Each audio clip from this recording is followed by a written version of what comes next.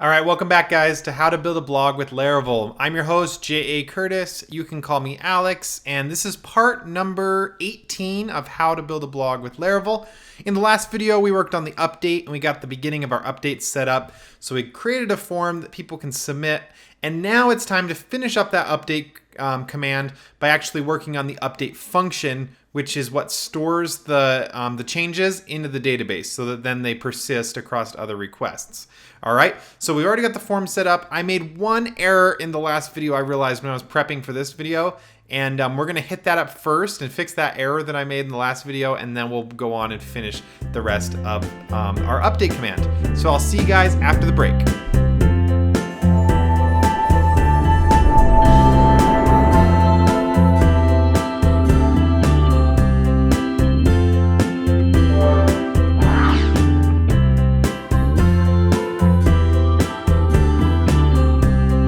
All right, guys, welcome back. As I mentioned in the introduction, as I was working on this video, and I realized that I actually made a mistake in the last video. So let's go ahead and take a look at that mistake, get it fixed first, and then we'll go through and we're gonna actually start working on storing the changes that we make from our edit form into the database so that then they exist. And that leaves only one last thing for our CRUD, which is our delete. Okay, so let's go ahead and get started. I'm over here in Sublime. I picked up right where we left off in the last video. So I've already got this is our edit, our post.edit view set up. And here, this is where we had our model binding, form model binding. We had the two text fields, one for title, one for body, set up here. We also created two buttons right here, one for cancel, which just takes you back to the basically to post.view or post.show to the view page. So it takes you there, and then we have this other one that is for save changes, and it takes you to post.update to save the changes. We made it a green button.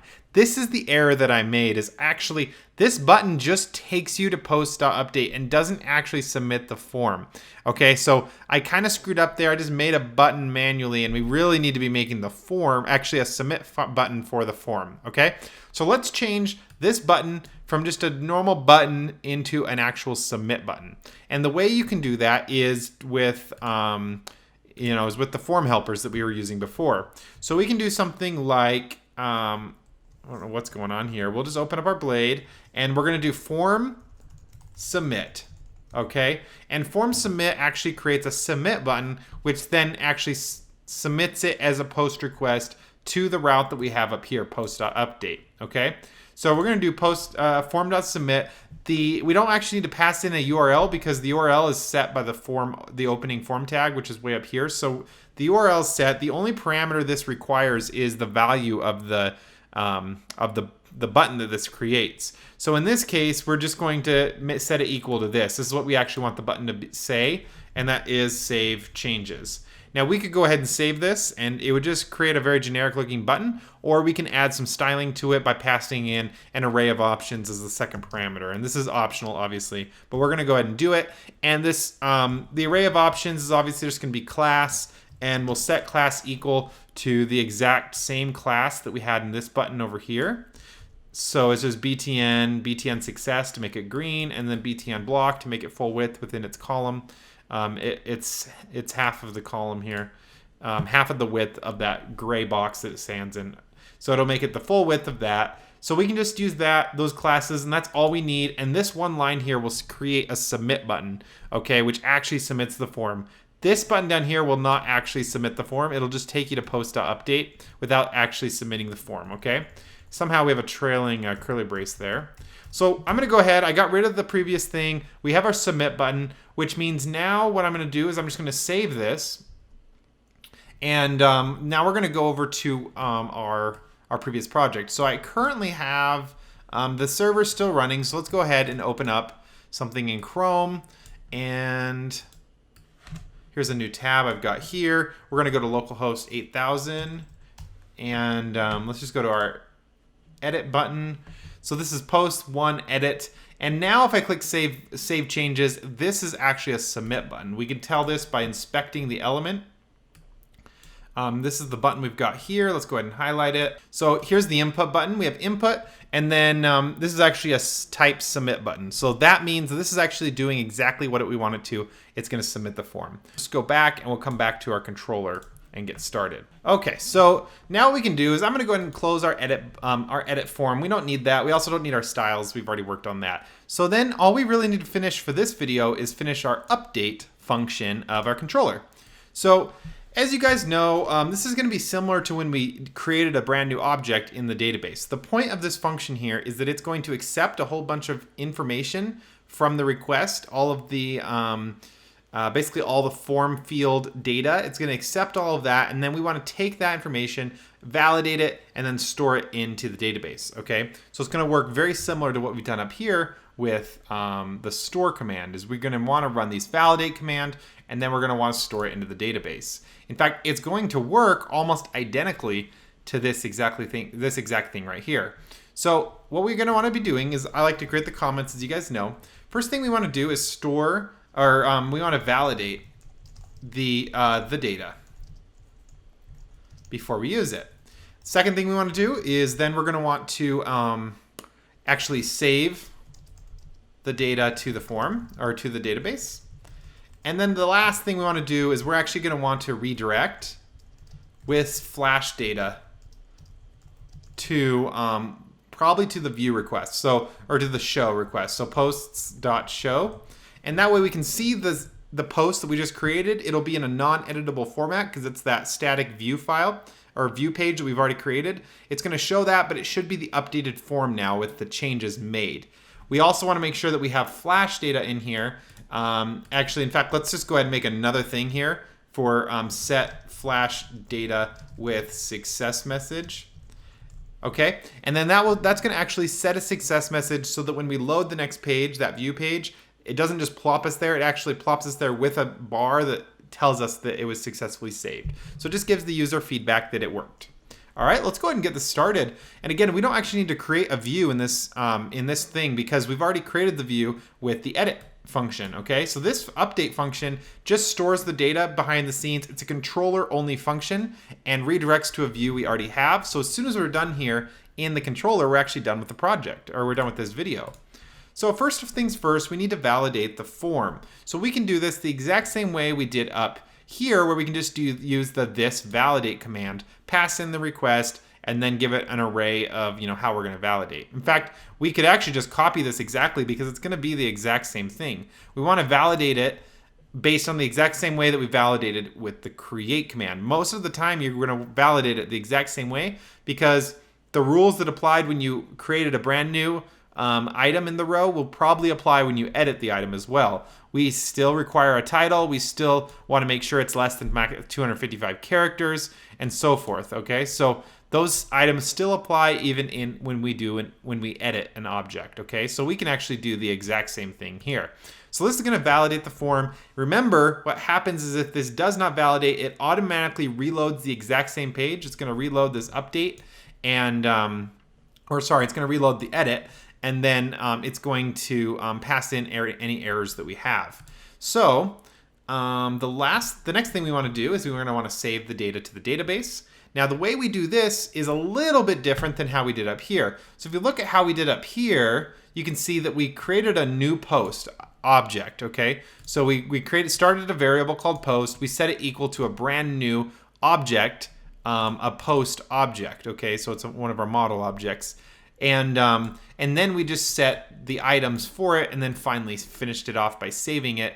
All right, and then we could just go ahead and flash to the session and so forth. So we're going to be working similar to this, but we already have an existing post. So we're not going to start a new post like we did here. What we need to do is go out and find the existing post and then save the changes on top of the existing post. So what we'll do is we'll come back over here and we'll do the exact same thing. We're going to use a variable called post. It could be anything, but post makes sense because that's what this is.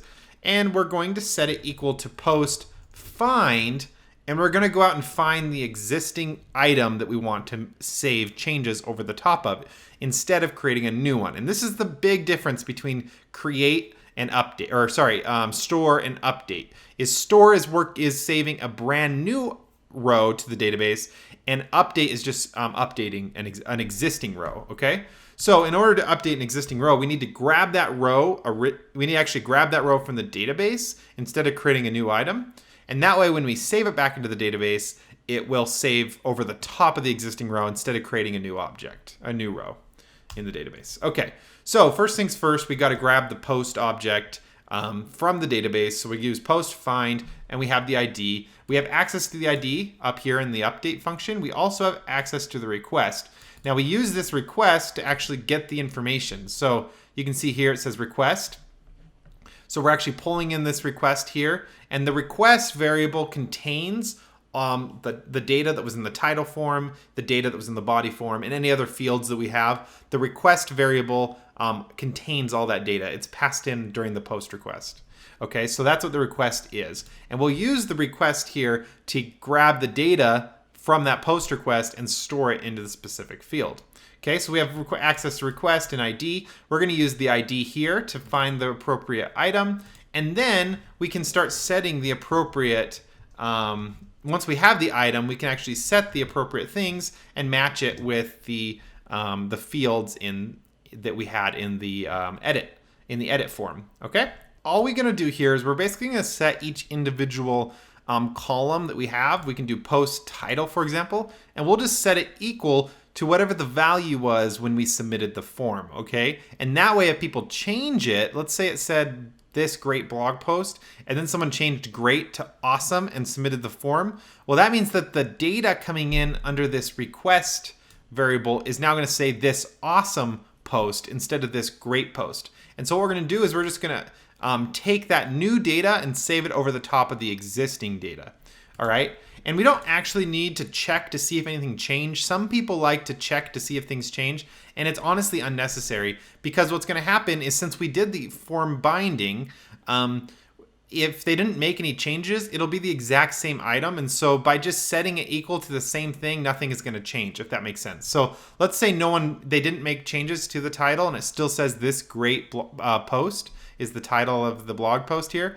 Well, when we put that in, when we set our post title equal to that, you're basically just setting it equal to the exact same thing, which means nothing changes.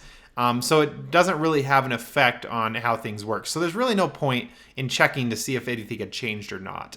I used to check way back in the day until I realized that it was kind of pointless. So anyway, I just want to keep that in mind, that you can just assume you're just going to set it equal to whatever they had in the form.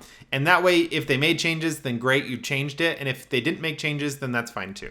Okay, so post title is going to be now set equal to our request. And we're going to do request input, no E at the end. And we're going to set the input, and we're going to call it title. Okay, so what is input? When we do request and then this input, it basically just says, hey, identify something from the post input, that was passed in through the post. It can also be from the get. So this input will grab parameters from either the get parameters or the post parameters, okay? And you just access it by whatever it's being referenced as. In this case, title. And that will match up with the form that we had in the other one. So if we named the form field title, then it's going to come in under input title. Okay? So that's all you need to do for that one. Next, we can do post and body, and set that equal to the request as well. And we'll just do request, input, and then body, like that. Obviously, remember your semicolons at the end. We don't need to do the updated or created at. So created at won't change anyway, because this item was already created. However, Laravel will automatically update the timestamp for updated at every time we make the next line here. So when we're going to do post save, what this will do is this actually commits the changes that we've made up here and actually sends the save request or the update request to the database. As soon as we do this post save, that's what happens. And Laravel's set that when we do this post save, that it will go out to the updated at timestamp and update that timestamp. Okay, so we don't need to worry about that ourselves. We obviously aren't messing with ID or anything, so we don't even need to bring that in. These are the only two that we're really worrying about, and so that's all we have to do to make our changes. That should save the item to the database. Now all we need to do is we can do session and session flash, and we'll just set our flash equal to success, and we'll just write our success message. So we'll say this post was successfully saved. And that's it. That's all we need to do. We've already programmed our template to, if you remember when we worked several videos ago, we added in success messages into every single template that we have, or everything that inherits the main template that we've created will automatically have access to the success messages. And so if we simply create a flash session message, then it will automatically display when we refresh the page and we have one of those available. Okay, so we really don't need to worry about it. Okay, so then last thing we need to do is do a redirect. So we're just going to redirect to post.show, and that's the way we can just display the single view. And then when we go to post.show, it's going to pull the item from the database again, which since it's already been saved, that means it'll pull the updated data. So this will effectively show them the changes. And because we have a flash message already put in here, it's going to also display the flash message to the user as well. Okay, so in order to do a redirect, we just do return redirect, and then we just pass in route. So we're going to the correct route, and we'll just do posts.show, and we'll pass in the second parameter of this route will be post ID. Okay, and that way it just obviously goes to the correct page instead, because we need that ID number to be for this to work. So that's basically it. Again, we can blaze through it because we've done this before. This is kind of the culmination of everything we've done to this point. You guys should really be getting the hang of this. Let's go ahead and test this out, make sure there aren't any bugs, and we'll be set. I'm gonna go ahead and just refresh this page, and we actually get an error here, and that's just because, okay, so real quick so you guys see how I noticed the errors. It says we get a parse error. I've told you guys this before. When you get a parse error, it means you have a PHP error, okay? So you don't have to worry about Laravel. Just think about, okay, I made an actual like fundamental PHP error somewhere, okay? So that's what we have here when we get a parse error. And you can see here that the error is in post controller on line 114, so it's really easy to identify. If you come over here, line 114 is this redirect line. I took a look at it real quick and I was like, everything looks CRUD. And then I realized it's very common if you forget a semicolon on the line before that you'll get that parse error, okay? So always look to the previous line. You can see I forgot a semicolon, rookie mistake. We'll go ahead and save it and refresh our new page.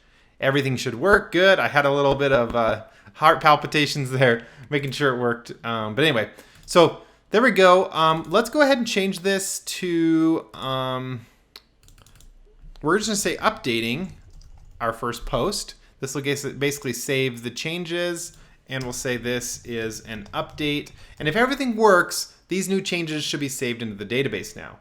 We'll click our fancy new save button that is actually a submit button, which it wasn't last video, my bad. Let's click save, and we're getting a method not allowed HTTP exception. So what that's saying is basically we've got... you know what? I think I might have to manually express the method. Let's go on over to our edit page real fast. So I'm going to come down here to post edit. And in here we worked on our route and we set our route equal to that. And I don't know, in the past I swear I get confused sometimes because I work with Ruby on Rails and everything. And I didn't think you had to manually tell tell the form binder what method to use, but maybe you have to. Let's give it a try. We're going to set this method equal to, we're going to set it equal to put or patch. They do the same thing. We'll put, and let's go ahead and save that and just refresh. Okay, well now we've got a new error. We spelled input wrong. You guys can see if I kind of breeze through these videos, I make mistakes. We put an E at the end of input. I thought I noticed that error. Let's see, request input. This is in our controller on line 106. Okay, so controller, line 106. We spelled input wrong again with the E.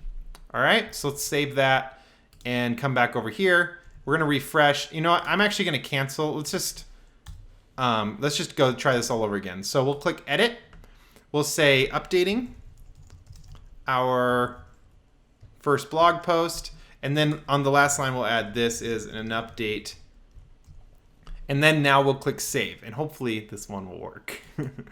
There we go, it does work. So we get our success message, and you can see that the changes have already taken effect. We've got our line that we just added here, and we've also added this word up here. If we actually go to now just the raw posts where we look at that, that has also changed. So in the database, it's actually changed, which means we've successfully updated it.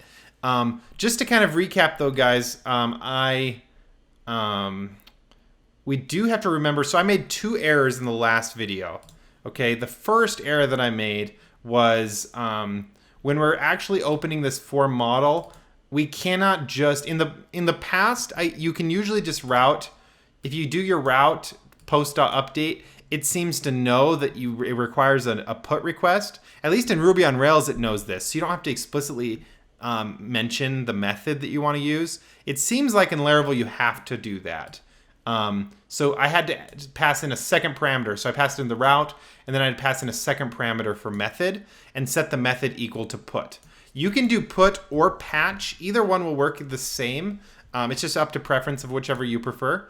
But you need to specifically define the method here. Otherwise, it may not work. And that was why I was getting that error in the first time.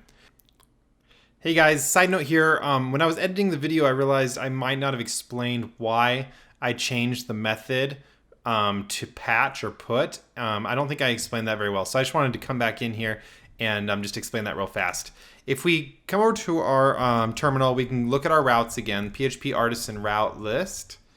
And again, this shows us all the routes that we have in our file. And I just want to show you how the update command that we were trying to use, post.update, it is expecting the HTTP method. This column here shows the HTTP method. The default of HTTP methods are GET requests. That's if you just submit a normal request, using the URL and you click enter. That's what a normal user can submit, is a GET request. A computer can submit a POST request by default when you're submitting a form. So the default when you submit a form is that it gets sent as a POST request. And that can't be really initiated by the user unless there's a, like a submit button or something like that. So whenever you submit a form and you don't identify the method, by default, it's going to try to do a POST request, okay? And so what was happening here was we were getting that no HTTP method exception because it was trying to do a post request to the URL for post.update, which is just post/ the number. So you can see how all these are the same URL. All 3 of these here are the exact same URL. One is a GET request, one's a PUT request, and then the other is a GET request. Wait, is that right? PUT request, GET request, and a delete request, I'm sorry. So all 3 of those are the same, and it just depends on the type of the method, the HTTP method you use to send it. So if you send the information to that URL as a PUT request, then it goes to post.update. If you send that information as a GET request, it goes to post.show. And if you send that as a delete request, it goes to post.destroy. Okay, so the method, the HTTP method you use is actually very important because all of these share the same URL. So what was happening was we were going to this URL, but it was trying to do it as a POST request. And that's why we got the no HTTP method exception, because there was no there was no POST request for these, and that's the default method. The default method that a form uses is a POST request. So if you want something besides a POST request, you need to explicitly identify it. In this case, we're doing a PUT request or a patch request, and that's what you can use either PUT or patch, and that's why I changed the method to PUT, okay? Just wanted to make sure you guys understood that. We haven't had to do it in the past because, for example, when we did the store method up here, we just did the URL was post, but it was a post method, which is the default. So we didn't have to explicitly change the method because it was using the default. However, down here, this is not the default, so we have to tell it the method is put, okay? I hope that makes sense. Here, let's continue on with the video. Okay, and then the second error we made, which we just at the beginning of this video, was that this form submit. We actually need a submit button to submit the form and not just a regular old button, okay? So those are a couple errors that I made in the last video, so you guys can go back and fix them. I'm saving these changes. They're being submitted to they're actually gonna be status. Let's go ahead and we'll just submit these to GitHub. So git add git commit. This is part 18. Update. Saving our updated form.